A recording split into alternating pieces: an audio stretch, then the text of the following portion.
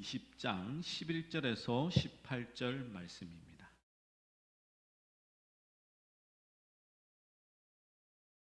한 절씩 교도하도록 하겠습니다. 마리아는 무덤 밖에 서서 울고 있더니 울면서 구부려 무덤 안을 들여다보니 흰옷 입은 두 천사가 예수의 시체 누였던 곳에 하나는 머리편에 하나는 발편에 앉았더라. 천사들이 이르되 여자여 어찌하여 우느냐 이르되 사람들이 내 주님을 옮겨다가 어디 두었는지 내가 알지 못함이니이다. 말을 하고 뒤로 돌이켜 예수께서 서 계신 것을 보았으나 예수이신 줄은 알지 못하더라. 예수께서 이르시되 여자여 어찌하여 울며 누구를 찾느냐 하시니 마리아는 그가 동산직인 줄 알고 이르되 주여 당신이 옮겼거든 어디 두었는지 내게 이르소서 그리하면 내가 가져가리이다. 예수께서 마리아야 하시거늘 마리아가 돌이켜 히브리 말로 라보니 하니 이는 선생님이라는 말이라. 예수께서 이르시되 나를 붙들지 말라 내가 아직 아버지께로 올라가지 아니하였노라. 너는 내 형제들에게 가서 이르되 내가 내 아버지 곧 너희 아버지 내 하나님 곧 너희 하나님께로 올라간다 하라 하시니 막달라 마리아가 가서 제자들에게 내가 주를 보았다 하고 또 주께서 자기에게 이렇게 말씀하셨다 이르니라. 아멘.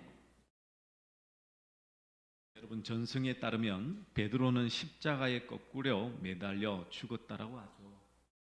예수님처럼 바로 달리는 것만 해도 자신에게는 너무 가분하다는 뜻으로 그렇게 순교를 당했습니다.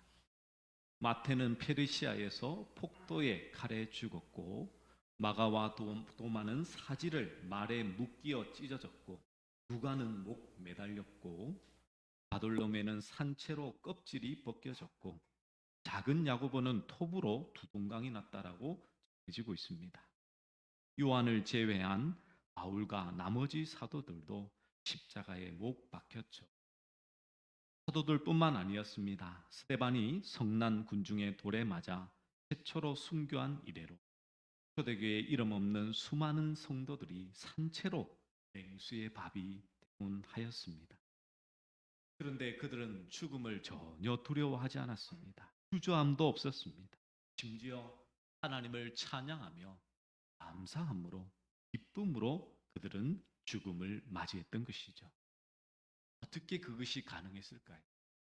만약 그들에게 부활 신앙이 없었다면 그들은 그런 죽음을 결코 맞이할 수 없을 것입니다. 그렇다면 우리는 이 사도들과 여러 초대교회 때 순교당했던 많은 사람들의 그 신앙을, 그 믿음을 어떻게 우리는 본받을 수가 있을까요? 오늘 말씀을 통하여서 진정한 이 부활신앙, 그 은혜가 오늘 말씀을 듣는 모든 이들 가운데 온전히 임하시기를 간절히 축원합니다.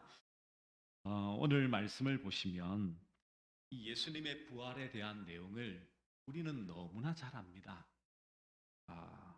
매년 부활절마다 그리고 성경을 조금이라도 읽어보셨던 분들은 그 부활의 내용들, 사건들에 대해서 이해를 못하시는 분은 결코 없겠죠. 너무나 잘 알고 있기에 거기에 관심을 두지 않는 것이 문제이지 부활에 대해서 우리가 모르는 바는 아닙니다. 그러므로 우리는 이 부활에 대하여 부활 신앙을 가지자라는 그 슬로건들은 참 많을 때가 많죠. 그러나 실제적인 우리의 삶 속에서 정말 초대교회 그 사도들의 성도들의 그 신앙을 우리가 과연 본받고 살아갈 수가 있을까요? 실례로 우리가 잘 아시지만 나치의 그 상황 가운데서 또 일제의 치하 가운데서 많은 사람들이 순교를 당하기도 했지만 대부분 신앙을 포기하고 그 신앙을 내려놓는 사람들이 너무나 많았지 않습니까? 우리가 이 신앙, 부활의 신앙을 과연 모르는 바가 아닙니다. 부활 신앙을 가져야지만 죽음이 두렵지 않고 순교의 현장 가운데서도 감사와 찬송으로 죽을 수 있다는 사실을 과연 모르는 사람이 누가 있습니까? 근데 실제적인 삶 속에, 실제적인 사건 속에, 역사 속에 들어가면 이 부활의 신앙이 정말 우리의 마음 가운데서 실현되고 있는지를 우리는 정말 살펴봐야 된다는 것이죠. 오늘 말씀의 앞부분에 보시면 안식 후 첫날 이른 아침에 이 막달라 마리아가 예수님의 무덤을 찾아가죠. 그런데 무덤에 도착했을 때는 이미 돌은 무덤에서 옮겨져 있고 예수님은 계시지 않았습니다. 마리아는 놀라 돌아와서 베드로와 예수의 사랑하시던 다른 제자들에게 이 사실을, 예수님의 사랑하시던 이 요한은 이 마리아의 말을 듣고는 베드로와 함께 무덤으로 달려갑니다. 그리고 무덤 앞에 서서 그 안을 살펴보니 마리아의 말대로 무덤에 예수님의 시신은 없고 예수님을 쌌던 세마포만 남아있던 것을 확인하게 되죠. 그래서 우리는 흔히 이 부분에 대해서 그런 것들을 가지고 이 부활의 증거로 삼는 경우가 많습니다. 아, 무덤이 비어있기에, 무덤이 없기에 부활은 확실하다라고 그렇게 얘기를 하곤 하죠. 하지만 오늘 본문은 예수님의 부활이 확실하다는 것을 증거하기 위해서 기록된 말씀이 아닙니다. 비어있는 무덤 또한 부활의 확실성을 말하기 위한 도구로 등장하는 것이 아니죠. 만약 이 로마 군인들이 이 시체를 지키기 위하여 무덤 앞에 군인을 세워뒀듯이, 만약 군인이 없었다면 예수님의 시체를 다른 곳으로 가져갔다든지 다른 곳에 또 이 시신을 묻었다든지 한다면 그 예수님의 무덤이 없다라는 것으로는 부활이 이 증명이 되지 않잖아요. 믿음이라는 것은 어떤 물증을 통해서 믿어지는 것이 아닙니다. 그것은 믿음이 아니에요. 믿음은 보지 못하는 것들의 견이라. 보는 거 그것을 믿는다라는 것은 누구나 다 그것은 믿음이 아닙니다. 특별히 기독교는 물증을 가지고 믿는 것이 아니죠. 천지 창조나 노아 홍수나 그리고 자연을 초월한 수많은 기적들까지 물증을 가지고 과학적인 증거를 가지고 이것이 사실이다라고 이렇게 증명할 수는 없습니다. 예수님이 실제로 부활하셔서 많은 사람들에게 보이셨지만 사람들은 어떻게 했나요? 믿었나요? 의심했죠.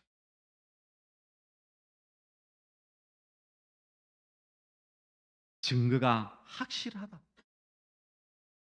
그것을 본다고 믿는다는 것은 결코 아니라는 사실을 알아야 되는 것이. 빈무덤으로 부활을 믿고 있는 우리는 결코 아닙니다. 그렇다면 오늘 본문에서 우리가 생각해야 될 것은 무엇일까요? 오늘 이 앞부분에 9절의 말씀에 보시면 이렇게 말씀합니다. 그들은 성경에 그가 죽은 자 가운데서 다시 살아나야 하리라 하신 말씀을 아직 알지 못하더라라고 말씀하고 있습니다. 무덤을 찾아온 베드로와 다른 제자가 무덤이 비어 있는 것을 확인하고 무엇을 생각했겠습니까? 아마도 비어 있는 그 무덤에서 십자가에 죽으시고 다시 살 것이라고 말씀하신 예수님의 말씀이 떠올랐을 수도 있습니다. 그래서 8절에 보시면 이렇게 말씀하죠. 그때야 무덤에 먼저 갔던 그 다른 제자도 들어가 보고 믿더라라고 말씀하고 있습니다. 이 믿더라라는 이 단어의 의미가 애매한 부분이 있기도 합니다. 이게 뭐냐면 마리아의 말을 이제 듣고 시체가 없는 것을 믿었다라고 보는 견해도 있고요. 실제로 앞서 말씀드린 대로 이것을 전혀 인지하고 있지 못하다가 예수님의 시체가 없는 것을 보고는 예수님께서 부활하신다고 하셨다는 그 말씀이 기억나서 그것을 믿었다라고 그렇게 해석하는 주석도 있습니다. 근데 이제 대부분 주석은 이제 후반 뒷부분을 이제 좀 지지를 합니다. 왜냐하면 이 믿더라라는 이 단어가 정말 실제적인 그 사건을 가지고 믿을 때에 표현하는 단어이거든요. 즉, 이 예수님께서 다시 부활하는 그 사건을 그들은 믿었습니다. 이제는 없는 것을 보고는 이제 예수님의 말씀을 떠올려서 믿었죠.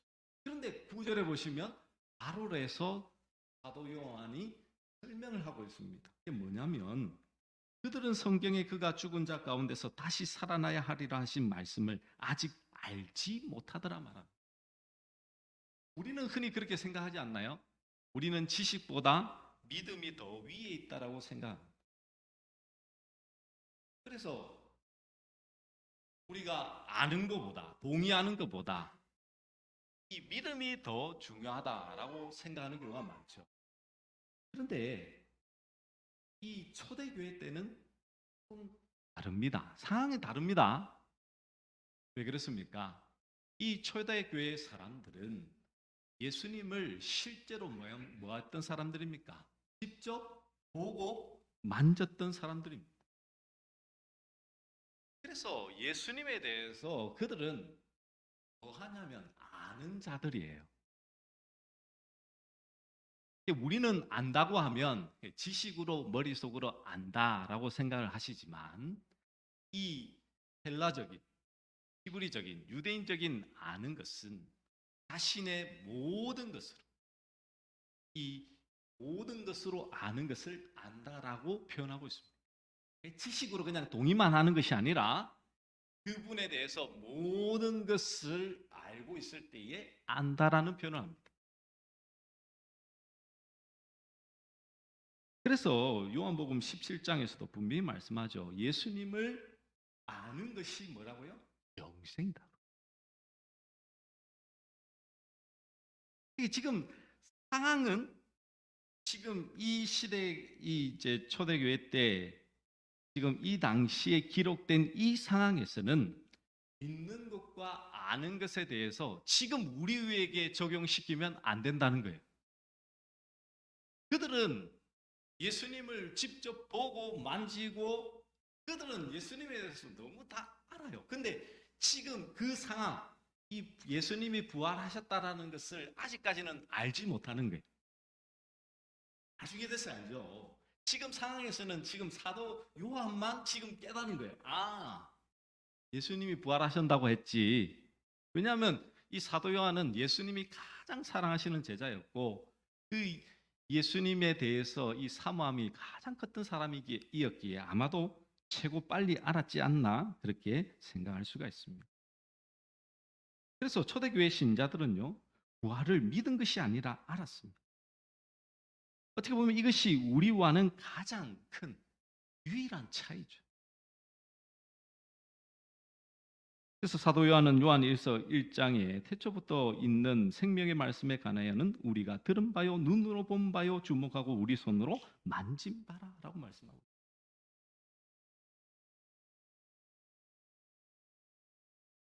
예수님의 그 부활한 것을 실제적으로 알고 그 영생을 소유한 자라고 그들은 그렇게 하고 있었던 것이죠.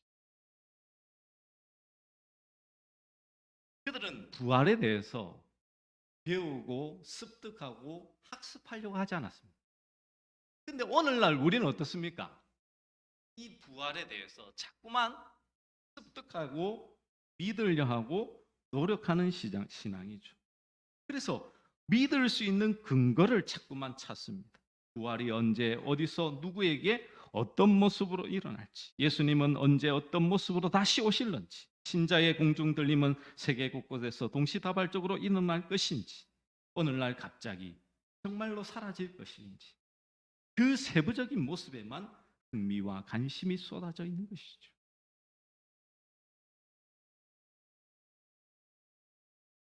여기에 대해서는 이제 결론에 가서 말씀을 드리겠지만 우리가 이 부활을 내가 억지로 아니면 강압적으로 믿으려고 해서 믿어지는 것은 결코 아닙니다. 이것은 오늘 이제 성경 말씀해 보시면 성경 어딘가에 그가 죽은 자 가운데서 다시 살아나려야 하는 그 말씀이 기록되어 있다라는 것을 구절에 보시면 알 수 있죠. 근데 실제적인 그 내용은 성경 어디에도 찾아볼 수가 없습니다. 근데 이와 유사한 말씀이 바로 시편 16편 10절에 기록되어 있습니다. 우리 시편 16편 10절 말씀 우리 함께 같이 한번 읽어볼까요? 준비 시작. 이는 주께서 내 영혼을 수월에 버리지 아니하시며 주의 성도를 멸망시키지 않으실 것임이니이다. 아멘. 이 구절의 내용을 보시면 이미 죽은 자를 죽지 않게 했다라는 그런 뜻으로 이제 우리가 볼 수가 있죠. 거룩한 자를 멸망시키지 않을 것이. 내 영혼을 수월에 버리지 않는다. 지옥에 보내지 않고 거룩한 자를 멸망시키지. 죽은 자로 이렇게 지내게 있지 않게 하겠다라는 것을 고백하는 다윗의 시입니다. 다윗은 이미 그 믿음 안에서 부활의 그 신앙을 가지고 있었다라고 해석할 수 있죠. 그리고 이 구절을 유대인들이 그대로 받아들인다면 어떻게 이해를 할까요? 우리도 다윗처럼 하나님을 믿으면 부활한다라고 여기지 않겠습니까? 즉 다윗이 부활을 믿었으니 우리도 부활을 믿자라고 그들은 고백을 했겠죠. 그래서 바리새인들도 이 부활을 어떻게 했습니까? 그들은 믿었어요. 다윗의 부활 신앙이 하나님이 약속하신 거룩한 존재 안에서 신앙이었음을 그들은 보지 못하죠. 유대인들의 부활 신앙은 예수님과 상관이 없습니다. 다만 하나님을 믿으면 부활한다. 그것만 알고 있죠. 그런데 진정한 부활의 의미는 무엇입니까? 정말 예수님의 부활을 안다는 것. 오늘날로 말하면 진정한 믿음은 정말 살아있는 믿음은 무엇을 말씀하고 있을까요? 대개는 예수님께서 부활의 첫 열매가 되셨다고 하니까 나도 예수님과 함께 부활할 것이다 라고만 단순히 생각을 하죠. 근데 이것은 유대인의 수준과 다를 바가 없는 것입니다. 왜 그런지는 이제 오늘 본문의 말씀을 통해서 더 명확하게 볼 수가 있죠. 오늘 11절에 보시면 마리아는 제자들이 돌아가자 울면서 무덤을 들여다봅니다. 이 마리아가 우는 이유는 무엇입니까? 예수님의 시신이 없었기 때문이죠. 그런데 가만히 생각해 보시면 예수님의 시신이 없는 것 때문에 울면 됩니까? 안 됩니까? 안 돼요. 아니 그냥 상식적으로 예수님이 아니라고 한다면 우는 게 당연합니다. 맞죠? 시신이 없어졌으니까. 근데 예수님은 뭐 한다고 하셨습니까? 부활하신다 했거든요. 그런데 마리아는 지금 예수님의 시신 없는 것으로 인하여서 지금 울고 있습니다. 그것은 예수님의 부활에 대해서 전혀 생각을 하지 못하고 있죠. 이미 예수님은 여러 번 제자들에게 그리고 그와 함께 했던 사람들에게 자신이 죽고 다시 사실 것에 대해서 이미 여러 번 말씀하셨습니다. 그런데도 불구하고 울면서 무덤을 들여다보고 있는 이 마리아는 지금 예수님의 부활에 대한 완전한 무지함을 보여주고 있는 것이죠. 마리아가 예수님의 시신이 없는 것으로 인해 운다는 것은 그만큼 예수님에 대한 깊은 마음에 그리고 사랑이 있다라는 것을 잘 보여줍니다. 하지만 그런 감정으로 느낌으로 그것을 예수님을 믿는다라고 결코 말할 수 없습니다. 예수님이 누구신가에 대해서 전혀 알지 못한 채 그냥 예수님 하나님께서 보내신 메시아이신 예수님이 아니라 그냥 예수님 자체를 그냥 사랑한 것이죠. 이것은 잘못된 신앙입니다. 예수님을 사랑하는 것은 예수님이 누구시며 어떤 분인가를 제대로 알고 예수님과의 바른 관계에서 자연스럽게 나와줘야 되는 거예요. 근데 지금 이 마리아는 예수님은 지금 죽은 자밖에 불과한 거예요. 그 예수님입니까? 아니에요.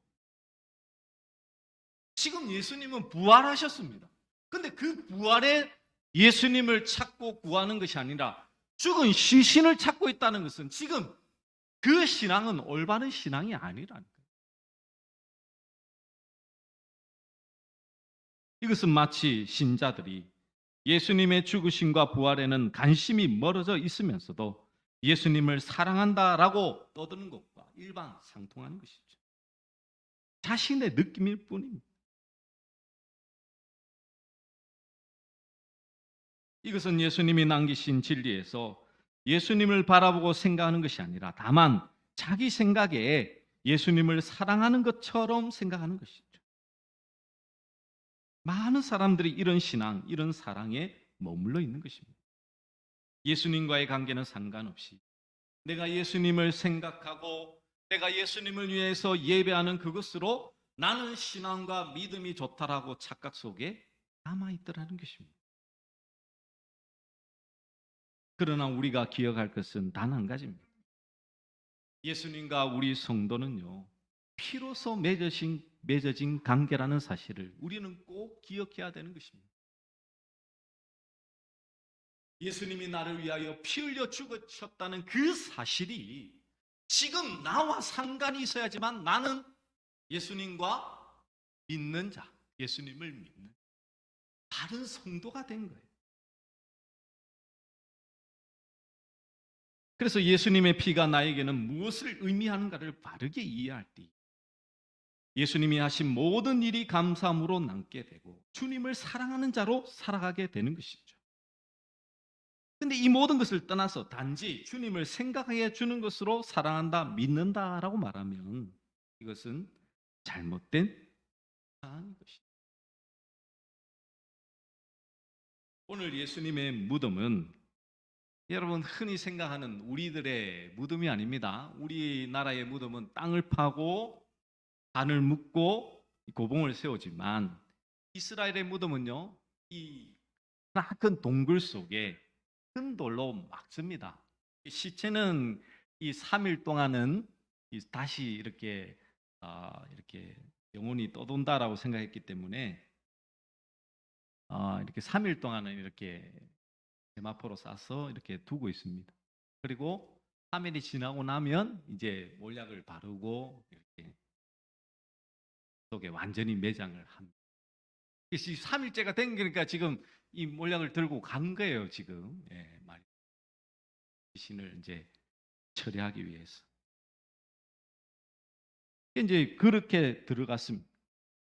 두 천사가 그리고 예수님이 또 이렇게 뒤에서 계셨는데도 잘 모르죠. 들여다 보니까 예수님의 그 세마포 그 머리편에 그리고 발편에 이 천사들이 다 있었습니다. 여러분, 이것이 무엇을 말씀하고 있을까? 제가 오늘 설교의 제목을 무덤이 지성소로라는 제목으로 이렇게 말씀을 증가하고 있습니다. 여러분, 지금 마리아는 무덤의 시신을 찾기 위해서 그는 달려갔습니다. 그런데 그곳은 지금 무엇으로 변해 있습니까? 바로 속죄소로 변해 있다는 사실을 알 필요가 있죠. 여러분, 성전에는 이 지성소라는 하나님을 만나는 장소가 있었는데 이 시은자라는 곳이 있었습니다. 법궤를 덮는 뚜껑이죠. 거기 보시면 이 두 명의 그룹, 두 천사가 날개로 이렇게 딱 서 있는 모습이, 딱 앉아 있는 모습이 이렇게 양옆에 이렇게 시은자에게 이제 뚜껑이 있으면 이 천사가 이렇게 다 옆으로 다 이렇게 있어요. 이게 시연자거든. 이게 지금 예수님이 머리 누웠던 그곳에 머리와 발밑에서 천사가 둘이 딱 있는. 지금 보십시오.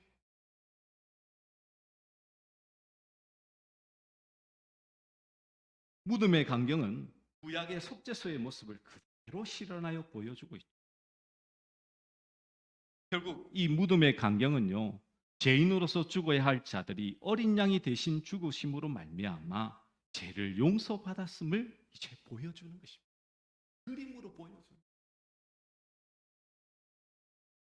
지금 마리아가 찾아갔던 그 무덤이 지금 무엇으로 변했다고요? 지성소로, 하나님의 임재의 장소로. 내가 죽어져야 되지만 예수님께서 피 흘려 십자가에 죽으심으로 말미암아 이제는 무덤이 아니라, 사망이 아니라 오직 생명으로 변해 있음을 이 무덤을 통해서 예수님은 우리에게 보여주고 계시는 것입니다. 오늘도 우리는 이 마리아의 수전에서 예수님을 생각하는 사람들이 많죠. 뭐냐면 내 뜻대로, 내 생각대로 예수님을 믿으려 한다는 것입니다. 예수님의 부활이 의미하는 것은 생명은 오직 예수 그리스도에게만 있다는 것이죠. 나처럼 하면 너희도 부활한다라는 그냥 단순한 그 논리가 아니고요. 예수님이 아니면 결코 생명에 들어갈 수 없다라는 것을 말씀하고 있는 것입니다. 예수님은 우리에게 죽으심과 다시 사심을 모두 보여주셨죠. 죽으심을 통하여서는 우리가 죽어야 할 존재임을, 다시 살으심으로서는 생명의 능력은 오직 예수 그리스도에게만 있음을 보여주고 계시는 것입니다. 그러므로 그리스도를 중심으로 살아가는 것이 우리 믿는 자들의 참된 모습임을 성경은 우리에게 말씀하고 있는 것입니다. 그러므로 부활을 아는 신자는요, 단순히 나는 부활을 믿습니다, 나는 죽어서도 나는 죽지 않습니다 라고 말하는 것으로 그치는 게 아니에요. 그렇게 말하면서도 여전히 자기 중심의 삶을 살고 있다면 그것은 부활을 알지 못하는 그 유대인들과 별반 다를 바가 없다는 것입니다. 우리가 기억할 것은 무엇입니까? 나는 죽고 예수 그리스도가 내 안에 사셨다라는 부활의 주님이 지금 내 안에 계심으로 말미암아 내 삶이 아닌 예수 그리스도의 중심, 내가 사나 죽으나 오직 주를 위하여서 사는 그 믿음으로 사는 것이 진정한 부활 신앙을 가진 자들의 참된 모습임을 여러분 꼭 기억하는 이 부활 주일이 되기를 간절히 축원합니다. 예수님을 알지 못한 채 다만 믿음만 말하는 사람은 여전히 자기 중심적이죠. 내가 살아있으면 어떻게 됩니까?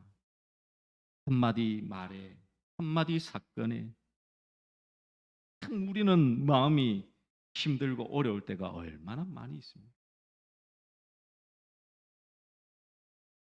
그러나 여러분, 우리가 기억할 것은 나는 부활한다라는 것이 전부가 아니라 나의 생명은 오직 예수 그리스도뿐이라는 고백과 함께 오직 내 안에 주이신 예수님을 위해서 사는 삶으로 변화되게 되어 있습니다.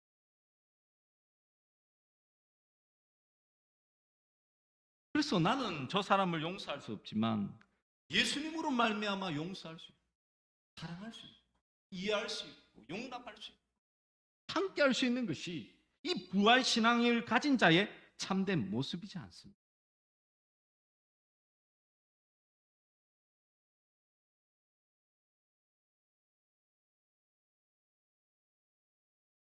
어떤 한 책에 보면 이런 내용이 있습니다.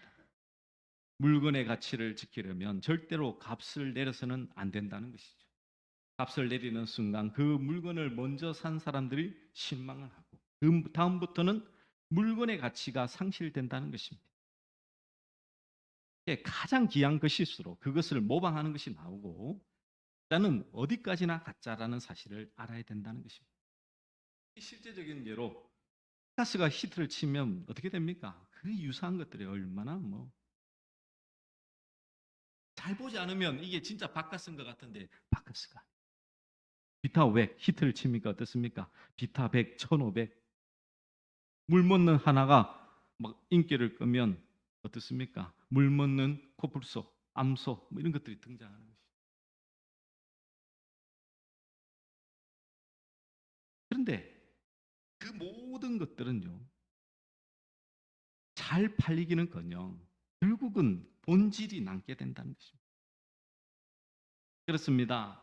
우리는 부활의 신앙을요 모방하거나 그리고 그것을 억지로 믿으려고 해서 되는 거예요. 아까 결론에 가서 말씀드린다는 것은 우리가 예수 그리스도를 아는 것은 믿는 자가 고백할 수 있는 것입니다. 왜요? 나는 예수님이 부활한 사실을 보지 못합니다. 사도들처럼 보지 못합니다. 그러나 우리 안에 계신 성령님께서 부활하신 예수 그리스도가 우리 안에 계심을 확정하여 보여주시기 때문에 나는 보지 못하여도 증인이 된 거예요. 흔들림이 없는 것입니다. 아는 자가 되는 것입니다. 누가 뭐라 해도 총을 갖다 대고 칼을 갖다 대더라도 나는 정말 부활하신 예수 그리스도를 나는 아는 자라고 고백할 수 있는 것은 우리 안에 계신 성령님으로 말미암아 가능하다는 것을 우리는 잊지 말아야 되겠죠. 그러므로 우리 모든 믿음의 성도님들, 오늘 이 부활의 그 주일에 우리가 기억할 것은 다른 것이 아닙니다. 여러분들에게 부활주의를 믿으라고 말하는 것은 인간적인 노력을 추구하는 그 말뿐이죠. 근데 이 말을 뒤집어 보면 이 부활의 주님이 안 믿겨진다는 것이 얼마나 두렵다라는 그 사실을 여러분, 내가 하나님으로부터 선택받지 못했다는 사실이 아무런 두려움이 없다면 그것만큼 불행한 인생이 어디 있냐.